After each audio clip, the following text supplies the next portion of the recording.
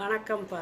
பூண்டை நம்ம சமைச்சு சாப்பிட்றதோட பச்சையாக சாப்பிட்றது அவ்வளோ நல்லது. இருதயத்துக்கு நல்லது. அப்புறம் ரத்தத்தில் இருக்க கொலஸ்ட்ரால் குறையும். தாய்ப்பால் கொடுக்கும் தாய்மார்களுக்கு கூட பால் நல்லா சுரக்கும். ஆனால் நல்லதுங்கிறதுக்காக நிறையா நம்ம சாப்பிடக்கூடாது, சாப்பிடவும் முடியாது.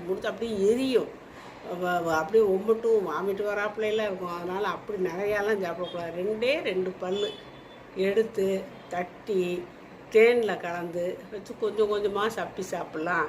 அப்புறம் இந்த சட்னி இட்னி அரைக்கிறோம் இல்லையா, அப்போ பூண்டை போட்டு 2 உங்களுக்கு தேவையான, இப்போ உங்கள் வீட்டில் 4 பேர் இருந்தீங்கன்னா 4 8 பூண்டை கூட போடுங்க.